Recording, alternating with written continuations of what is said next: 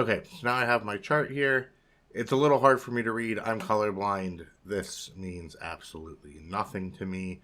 All of these colors, I can't match them up over here. So I want to add some labels to this. So first, I'm going to click on the chart. I'm going to click this plus button, and I'm going to add data labels. So you can see here, it added to each wedge a count of how many of that type of Pokemon there is. Cool, that's not exactly what I want though, so I'm going to click on one of these labels. There we go. That brings up this option to format my data labels, and I'm going to just check category name.